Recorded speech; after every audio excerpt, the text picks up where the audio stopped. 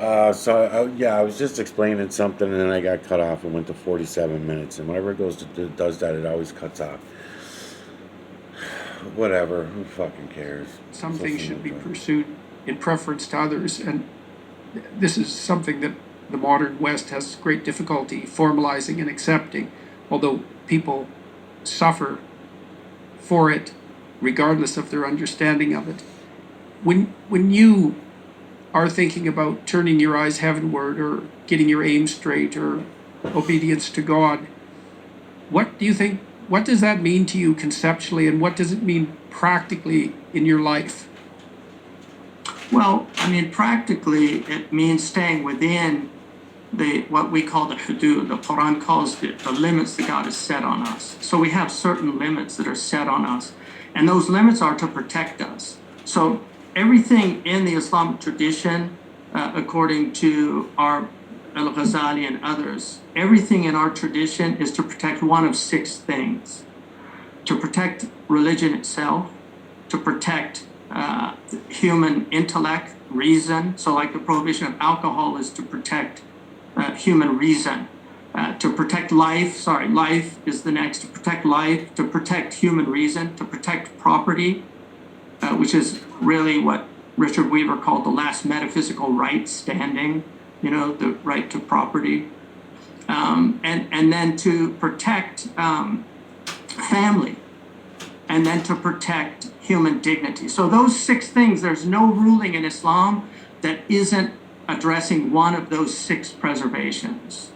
And so everything that we do is for that's the way in which we try to live our lives. So family, being good to family, taking care of those in need around you first and foremost. Charity begins at home, and then extending to those closest to you. So Islam is antagonistic to socialism. It's antagonistic to any kind of collectivist philosophy, but it does recognize that each one of us should be giving something back to. Okay, sorry, I'm going to let you go through that again, but you said something there that's very interesting to me. You said that Islam is antagonistic to a collectivist philosophy. Can you tell me either why that's true or why you believe it to be true? Well, first and foremost, the Quran itself, because the Quran, if you look at it, it's a book of individuals going against groups that are insane. I mean, every single story in the Quran is an individual who goes up against a group, and the group says, burn him, throw him in the fire, stone him. So that, it's pretty clear from the Quran that the group is not necessarily a good thing. And the Prophet Muhammad said, master yourselves so that you don't become yes people, that when people do good, you do good, and when they do bad, you do bad. But be so that when people do good, you're with them, and when they do bad, you refrain from their evil. So it's very important for, and one of the tragedies, obviously, is that any group goes into group think. I mean, this is an area you're much more familiar with than I am, but group think is a huge problem, and I think the Quran addresses that problem constantly by showing that you have to stand up against the group, because the group, as Nietzsche pointed out, that insanity or madness is unusual amongst individuals, but it seems to be the norm amongst groups. I mean, I think the Kierkegaard said that the group was untruth. Said even if an actual truth is claimed by a group, instantly it becomes untruth merely because the group has acclaimed it. Because truth for him was individual in the same sense that you're describing. Do you think that's akin to the Jewish emphasis on the prophetic tradition? I absolutely, yeah. But I also think that the Islamic tradition does emphasize the importance of community and the importance of sociability. This idea that we are gregarious human beings, that we're people that we need society to fully realize ourselves. And it's the rare individual that can be the anchorite. As Aristotle said, it's either a beast or a god that can live alone. But it's a very difficult thing. There are people that can do it, and I've known a few people like that. And we do have a tradition. The Prophet Muhammad, peace be upon him, said that towards the latter days, it's better to avoid all the groups. And that's in a sound tradition, because he said the groups would be astray. Okay, so let me ask you a question that's always put to people who are religious. How do you differentiate religious belief from idolatry, from ideological belief? I don't personally, I don't think they're the same, by the way, but I'm curious about, because it's pretty easy for someone just to say, well, you talk about standing up against the collective, but you Christians, you Jews, you Islamic types, you're part of a mob just like everybody else, and why does your particular mob view reign supreme in your view? Why isn't that just another idol in the desert, just like the rest of them? What makes it different, do you think? Well, I think that you can, as the Bard said, 'tis idolatry to make the service greater than the God. It's very easy to turn a religion into an idol, and I think there are. I think many that's people, what the new atheists object to, right? Is that the fact that religious belief can be, maybe it can be hijacked for instrumental and dogmatic purposes extremely effectively. as if ideology isn't, as if anything can't go wrong. Well, there is that, yes. Yeah, and so I mean, I don't know. Like, I think these great the 20th century is largely an irreligious century in the Western Hemisphere, and just look what these non-religious ideologies. This point has been pointed out by many people. Yes. One of the things about are you familiar with Errol Kolnoi? Kolnai.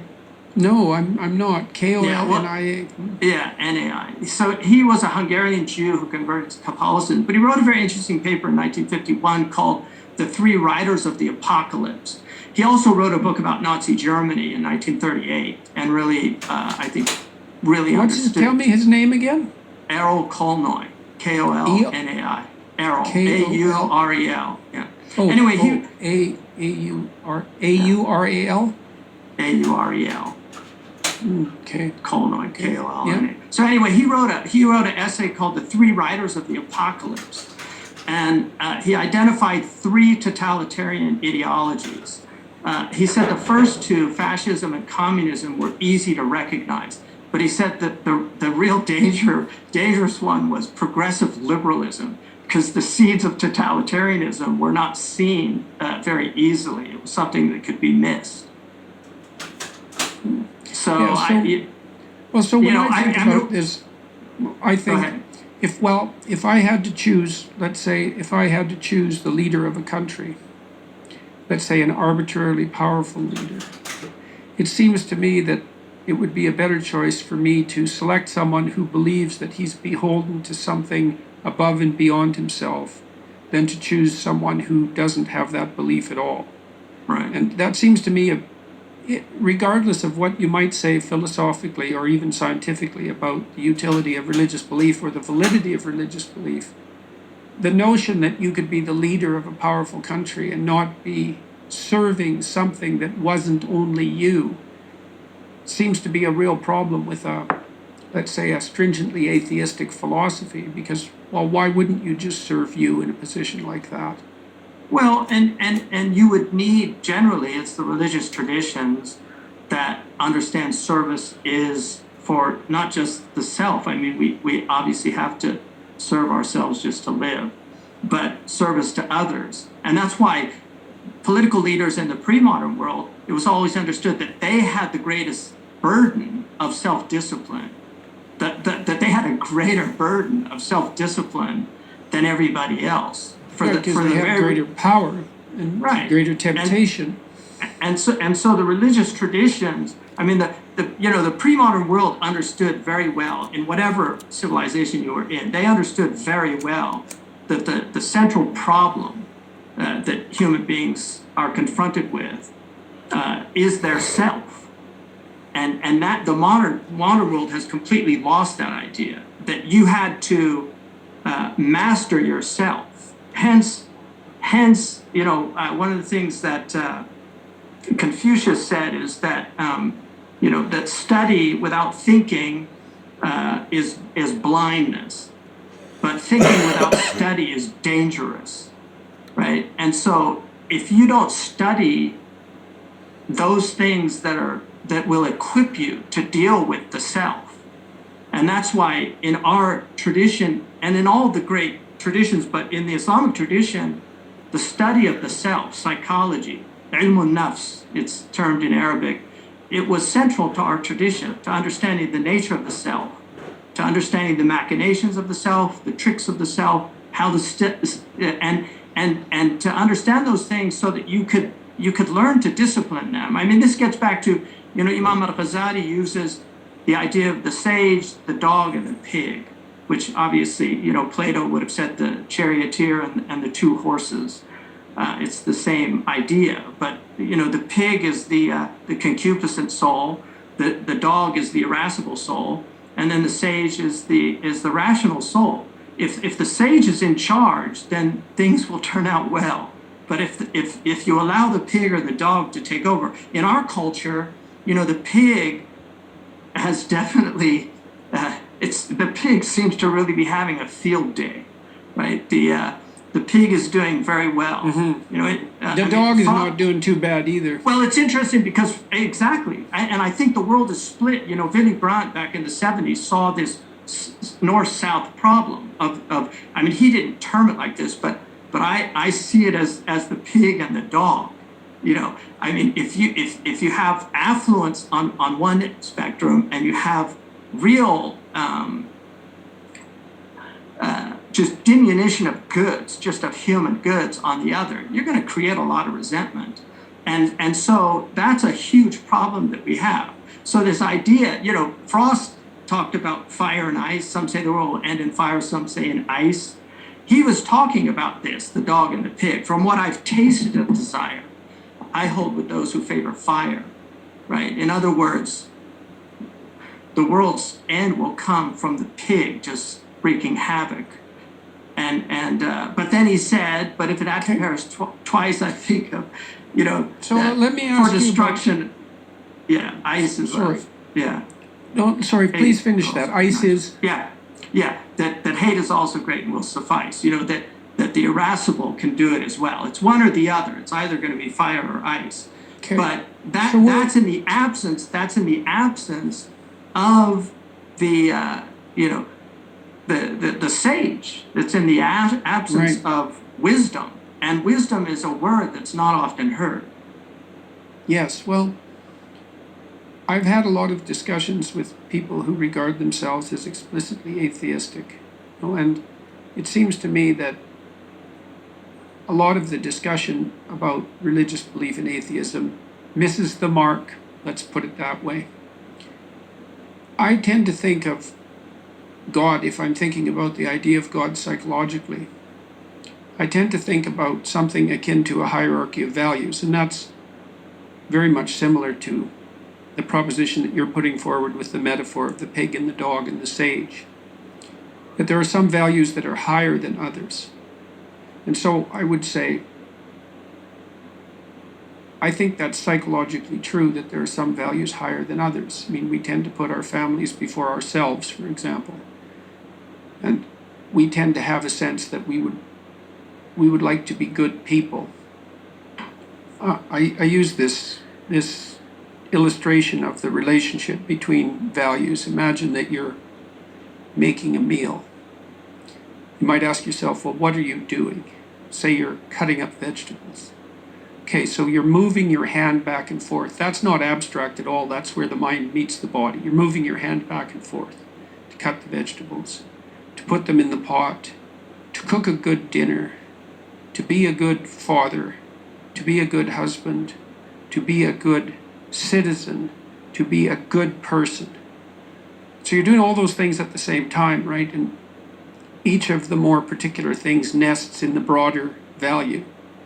And the broader a value is, the more other values depend on it. And also maybe the broader a value is, the more other people can be united within it.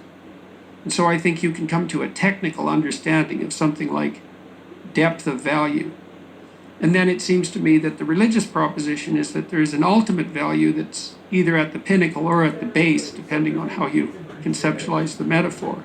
And that ultimate value is expressed in religious terminology as the absolute, the ineffable absolute, as the God that's supposed to be served.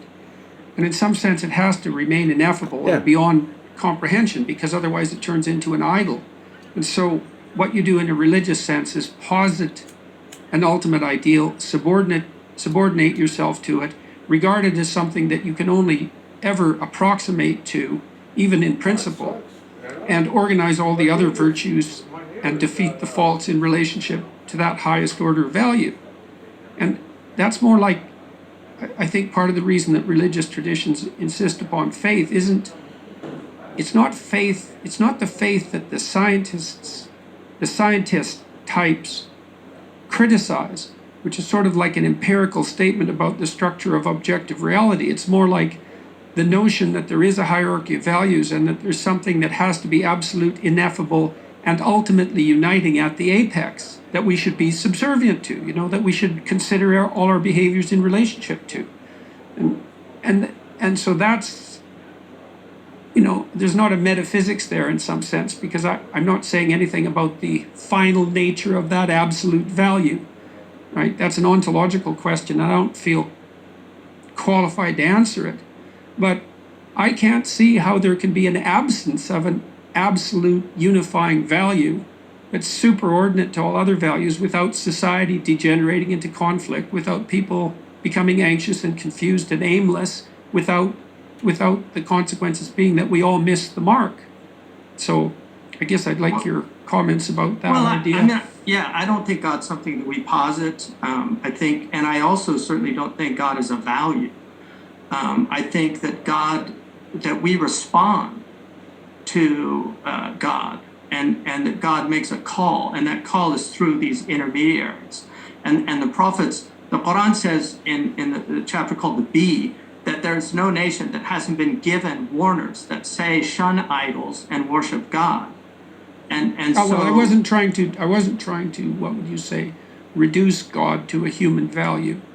Because but a lot of people do. I mean, that's a very that. common I understand modern way of viewing God. Yeah. Well, that's why I insisted upon the ineffability.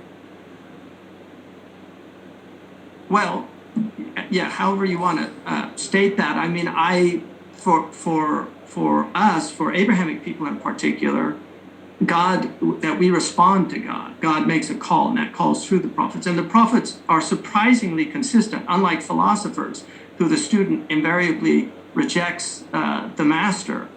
Plato is a friend, but the truth is a greater friend. Whereas the prophets are extraordinarily consistent in their messaging, that there is a God, that God demands that you live within the limits that God has set as your creator. I mean, one of the things that atheists, to me, the atheist, there's a definition of health, which looks at the physical, the emotional, and the spiritual. George Vathoukas, a great health practitioner from Greece, said that atheism is really one of the most serious signs of ill health, because it's a denial of your createdness, and that you have to really be unhealthy to do that. So he saw it as a deep spiritual sickness to deny your creator. Whether that creator is a personal creator is the next stage that you're going to have to ask yourself. But to deny your createdness is something quite extraordinary, by saying there's no creator. So how do you deal with the challenges, the hypothetical challenges presented to the notion of created human beings, the conflict between that and modern evolutionary theory as a modern thinker? I mean, the Catholics have accepted evolutionary theory, but that's my understanding of the situation. Yeah, guided evolution, not this idea of randomness.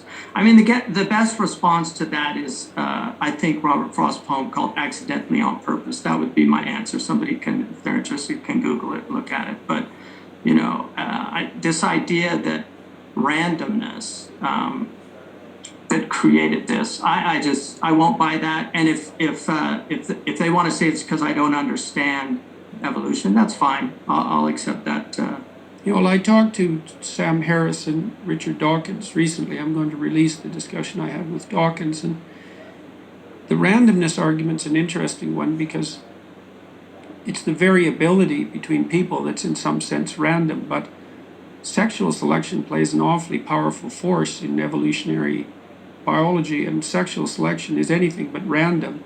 And so to me, I see the action of consciousness in perhaps in the ultimate sense, operating not least through the mechanism of sexual selection.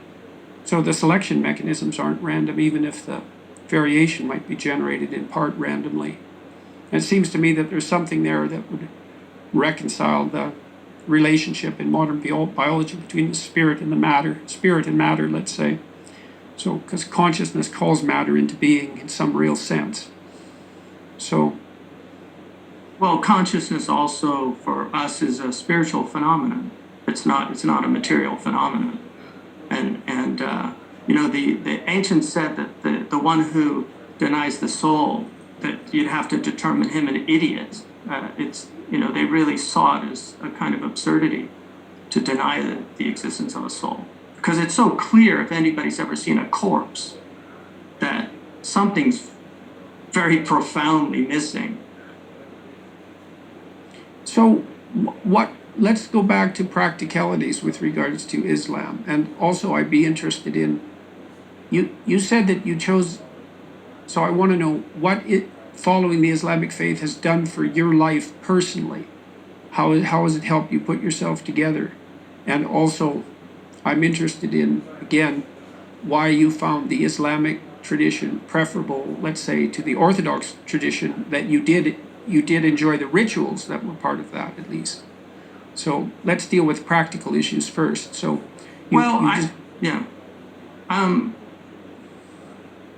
in terms of why I chose Islam, I mean, I'm not completely convinced that I chose Islam. I mean, in some ways, Islam chose me as well. So it's, guidance is a very strange thing for people. Like, I saw an inevitability. When I look back on what happened, I saw an inevitability of my embracing Islam. I had some very interesting experiences that could be termed mystical, or however you want to determine them. But the tradition itself, what struck me was, one, I got to keep all of the prophets that I believed in already, and I added in addition what we consider to be the final prophet. And just as very often Christians marvel at how Jews miss Jesus, Muslims also marvel at how Christians and Jews miss Muhammad. Although, to be fair to the Jews, they do acknowledge the prophet as a providential force, and they do acknowledge him as a Noahidic messenger preparing the way for the coming of the Messiah. So they do recognize that he was a providential force. At least the great, if you read George Kohler's book on Jewish theology, has a chapter on Judaism and Islam. And certainly the great father of Orientalism, Ignaz Goldziher, he actually said that he felt that Islam was the only religion that somebody of a philosophical bent could actually accept. And he wanted to really bring in the gift of philosophy into Judaism that had been, that the Muslims had so richly participated in. In fact, there's an argument that just as Judaism prepared the way for Christianity, it was Islam that prepared the way for a philosophical Western Christendom. Because if you look at the transmission of all of that knowledge that comes into Europe, it's quite extraordinary. I mean, St. Thomas Aquinas, who's 13th century, he dies in 1274, and yet he's the doctor of the church. Just look at the number of times he quotes Muslims. I mean, he calls Averroes the commentator. So I think Islam, one of the beauties of the religion to me is that you'll find whatever you're looking for in it. I mean, Islam, it has a very simple theology that anybody can understand. In Surah Al-Ikhlas, the chapter that says, God is unique, God is completely independent, God neither gives birth nor was God born, and there's nothing like God. So it gives you a very simple theology that anybody can understand. And yet, embedded in that simplicity is an extraordinary complexity that actually created a metaphysical tradition that Western scholars have spent their lifetime studying. People like Henri Corbin or somebody. It's like Maxime Rodinson, not Maxime Rodinson, but the great Catholic theologian and metaphysician Jacques Maritain, recognize the genius of people like Al-Hallaj and things. So within the Islamic tradition, there's just an extraordinary spectrum. You can spend your entire life and have a satisfying life, and I know people that have done this, just mastering the recensions of the Quran and the qira'at, the actual oral expression of the Quran through the rules of tajweed. You can spend your life studying exegesis. You can spend your life studying prophetic tradition. You can spend your life studying the great mystics of Islam. We have the best poets in the world. We also have the best architecture. I mean, there's nothing like the Taj Mahal or the Alhambra Palace. And even Western architecture, if you read Stealing from the Saracens, she shows how some of the finest Western architecture was basically taken from the Islamic civilization, including Notre Dame in Paris. So you can find incredible, I know people that just came to Islam through music. I mean, I know some really professional musicians that fell in love with Arabic music, which led them into Muslim culture. People that love just, I mean, one of the most interesting things about Islam is it is a truly universal religion in that you can go from Indonesia to California and find all of these different expressions of the same central truths of Islam with their own local colorings. So the West African Muslims are not like the Middle Eastern Muslims. The Middle Eastern Muslims are not like the Indian Muslims. And you have people like, one of the great Impressionist painters of Sweden. I think he's actually considered a national treasure in Sweden. But his paintings hang in the museum there. He became Muslim in jail for actually he shot a matador because he was raised by his father was a veterinarian, and he shot a matador because he was so horrified that they were bringing bullfighting into France. And there was such an uproar that they actually released him. But when he was in jail, he befriended an Algerian who used to recite Quran all the time. And he ended up becoming Muslim and then studying in Egypt and then going back to his native land. He died in Spain, but extraordinary individual. So you have people like that. You have people that anybody can find what they're looking for. And that is the power of the faith, I think, is that it is truly a universal faith. And I think one of the things that Western people tend to do, one, they don't recognize that it's a Western faith because it is. It's part of the Abrahamic faith. It was in Spain for centuries. It's been in Eastern Europe for centuries.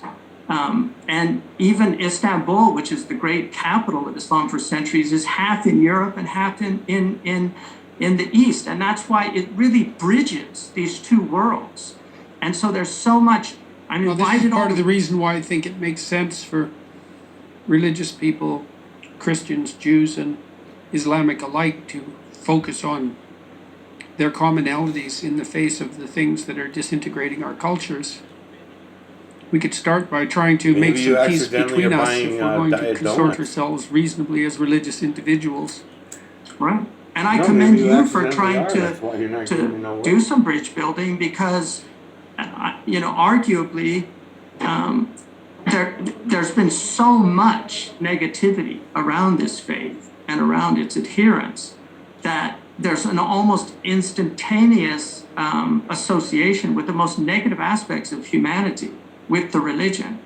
And it's quite tragic. And so just as an exercise, a kind of bracketing for a second and try to think about things, a mentor of mine and a friend of mine, Dr. Thomas Cleary, wrote a book called Zen Koans. He also translated the Quran. He's one of the brilliant translators of our lifetime. But he wrote a book called Zen Koans, and in the introduction of that book, he actually says that the purpose of a koan is to snap people out of I think sloppy I read thinking. that book. Yeah.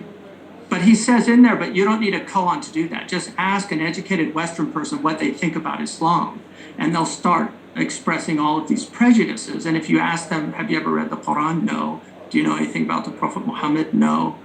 Other than maybe something they read in a newspaper article or in Time or Newsweek or the Atlantic Monthly, something Yeah, like well, that. it's not an easy thing to try to get a toehold in a different tradition, especially It's when not you that don't even have hard. a toehold in your own. It's not that hard, especially for an educated person. You're obviously a highly educated person. It's not that hard. Islam, one of the things Gibbon said is that Islam spread because it was a very easy religion to understand. So this idea that I can't understand it, I'm having a hard time, it's not that hard to understand. I mean, Islam is actually very straightforward. Okay, then give me a 5-minute summary of the core beliefs. I don't want to put you on the spot. It's not a question to No, put you no, on the spot. that's not hard at all. So lay it out. That would be very helpful. So we have a famous hadith in which we're told that the angel Gabriel came in the form of a man and asked the prophet, tell me about faith. And the Prophet Muhammad said, faith is to believe that there's only one God, and that Muhammad, which includes all the previous messengers, is a messenger of God, to believe in angels, to believe in the books that God has revealed, to believe in the last day, the day of judgment, and to believe in the measuring out of good and evil, that good and evil is part of life. And then he said, tell me about Islam. And he said, Islam is that you make the testimony of faith, that you pray 5 times a day, that you fast Ramadan, that you pay zakat, the 2.5% of your standing wealth at the end, not your income tax, but your standing wealth at the end of the year, that's a whole year. 1/40th is given to poor people. There's 8 categories that are given in the Quran. And that you, if you're able to, you make a pilgrimage once in your lifetime to Mecca. And then he said, tell me about ihsan, which is the 3rd dimension of Islam. And he said, and this is the dimension of virtuous being, like being a person of arity, of excellence in the world. And he said, ihsan is to worship God as if you see God. And if you don't see him, at least you know that he sees you. So you have an awareness of that there is a divine presence, and you should be in a state of awareness in your behavior. I mean, one of the things about, if you're driving and everybody's speeding and then somebody sees a cop, they all suddenly slow down. I have a friend once who just zoomed past the cop when everybody slowed down, and he pulled him over. And he said, why didn't you slow down? He said, I felt like a hypocrite. So the guy, he let him go. But, that's people when they're in the presence of authority, they tend to behave well, unless they're an utter rebel. I mean, there are those people. I'm trying to figure out how to be a Jew and a Christian and a Muslim at the same time. But become Muslim, that's the best way, because the beauty of Islam is you get the Old Testament, the New Testament, and the Last Testament. I mean, that really is, for me, even the Jews acknowledge this, because Islam in many ways is a universalized Judaism. It's Judaism for the Gentiles. We have the mikvah, they do ghusl, we have ghusl. I mean, which is the ritual, the baptism, a total immersion in water ritually to purify yourself, which is done at least once a week. And okay, so let me ask you, maybe I'll ask you, because we're going to run out of time. I want to ask you a final question, then you can maybe help me in my aim. I've been trying to understand the Christian doctrine of the Word and its relationship to the Jewish prophetic tradition for a long time, and I know that nice legs. Christ is a central figure in Islam as well. And the Christians make the claim that Christ is the Son of God, right? He's the Messiah himself, and it's very difficult, if you're going to be a Christian, not to accept that claim. And I think I understand the claim in some sense psychologically. And I think the notion that the free word, the free, truthful word is the fundamental redeeming force. I believe that's true.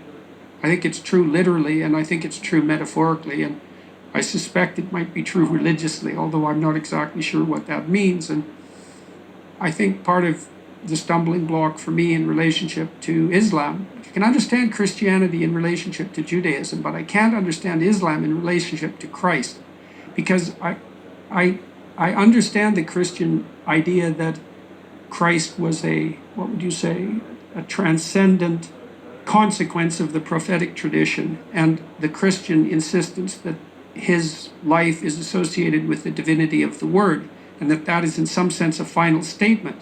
And so I don't understand how Islam moves beyond that and still places Christ in a place of centrality. Well, I mean, the Jews don't accept Christ at all. Like the best of the Jews will say he was a rabbi, but many of the rabbis considered him to be a charlatan, a magician. And Jesus in the Talmud which was printed by Princeton University Press, makes that argument that the Talmudic views of Christ, which he argues in that book that it was understandable given that the Jews were so persecuted by the Christians.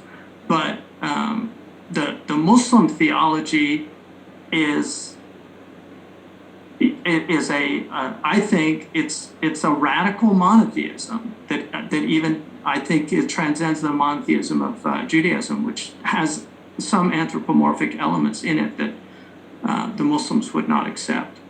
But generally, the Jews and the Christians agree on the theology. Rabbis, I've had many talks with rabbis, and they see Islam. In fact, Kohler says that Muslims were always seen as full proselytes of the Noahidic laws, whereas Christians were not because of the Trinity. So the Trinity is, the principle of the triad is, in Plato in the Timaeus talks about that. So the principle of the triad is a very powerful principle, and there are many, many trinities in the world that we see. So it is understandable. I don't understand exactly why that constitutes such a stumbling block. I mean, and again, I'm trying to speak at least to some degree psychologically. Well, if you read, well, sorry. It seems to me that the idea of the Holy Ghost is allied with the idea of conscience. That voice that speaks from within. And then the idea of the Son element of the Trinity, that's the fact that divinity can reveal itself within a personality. Well, I think. And then the idea of God himself, the God the Father, that seems to me to be the idea that's most tightly associated with the Jewish idea of the Absolute and the Islamic idea of Allah. Well, I don't think so, because if you read Meister Eckhart or even Aquinas on Trinity, but Eckhart, the Godhead, is infinite, cannot be embodied, is simple. There's no parts. So I think if you get into deep Catholic theology, you'll find that in the end it is a type of unity. So the personas, and they are called personas in Latin, means mask in Latin. Right. It's a mask, right?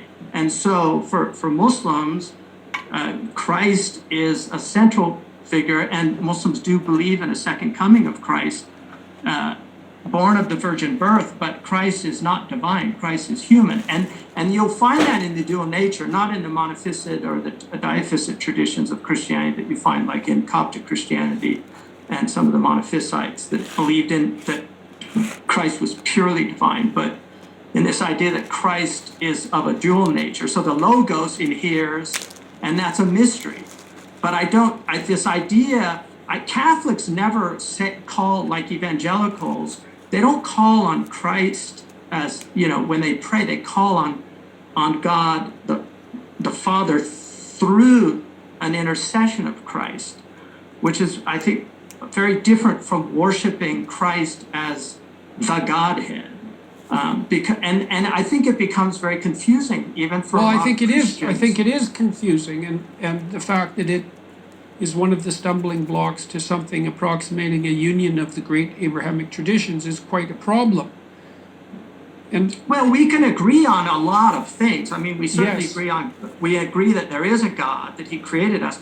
We agree that the prophets were sent to warn people and to give them good news. And we agree that there's a day of judgment and people are going to be resurrected. I mean, those are some pretty strong things to base a sense of shared concern on. We certainly agree. Yeah, but you should not be agreeing on those things because those things are not true. So the things that we agree on are the things that are false. We can see the true creator, the false creator, and the creator. So when the Catholic religions are talking about duality, why not just be honest about what they mean by duality? Why not show us and allow us to see? Because we can already see it. We don't need their permission to look. We don't need their permission to see it, but for some reason, everybody feels like we do. The same reason why we had to go through a priest in order to talk to God for a long time, and or a church, and you had to go somewhere in order to talk to God. Well, this guy just said, the reason is because no one knows of the true creator. They don't realize that the truth. So it doesn't. No sense in going through Christ to talk to God. That's an unnecessary thing to do in the first place. And if you're only talking to when we say God, if we're talking about the creator slash false creator compared to the true creator, then we're talking about the true creator does not care about this biosystem. The true creator, although his builders are responsible for building everything within it, it was a stolen power. So it's a stolen energy, if you will. So those stolen energies, though, that were stolen from, again, I don't see any evidence, I've said it before, that the true creator would care either way that his system was stolen from him and this biosystem was built within it. I don't see any anger because there is no happy and sad in the true creator's work. There is no up, down, left, right, backward, forward, black, white, but there is none of that. That's the same thing I was talking about with the math before. You know, math does not happen in the true creator's work. There is no math. Math does not happen until you get to the division process of the false creator slash creator. When you get to their work or his work or whatever the proper pronoun will be, then then that's the case with that. So that's sucks because everybody's going to be falsely, not really falsely, because let's say if you're praying to the true creator and that's who you're really looking to pray to, then that means it's going to the wrong creator. Because out of the three creators that I'm talking about, the true creator, the false creator, and the false creator and the creator are the ones that are responsible, or is the one responsible for the biosystem, our conscious realm, our conscious being. So humans, when we figured all this out, when we started out and got to realizing it, all that knowledge, we were sold out. We were obviously sold out by our ancient ancestors. And it just got worse and worse and worse as it went down the line. And to the point that it is now. Now they have to work so hard that you're talking about 7.8 billion conscious realms, conscious, humans that all possess consciousness, have to be distracted from what's all around them. Right? So we can see it all. I'm showing it to you again right now, and it's still being ignored. Here I am 5 years into it. Hundreds of thousands of people have come and looked at what I'm showing them. I'm pretty decent at explaining and not explaining what I don't think I should be explaining and that kind of thing. Just so that they understand what it is they're seeing, so we can get over any fears that might happen. Because I'm looking at all that shit, and to get nothing out of it except for the same old bullshit stories of the humankind. In other words, written and spoken word. Any written and spoken word is going to be a lie. So why are we living by all the lies when we can see the truth all around us for what it is?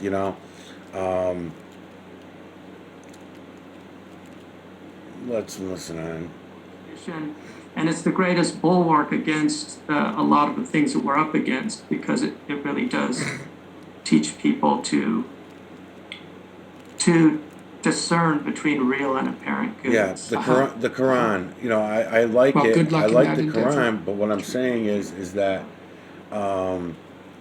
it's written in spoken word. You know, it's written word and then spoken out to these people. They're humans. That means it has human influence, so we know it's a lie.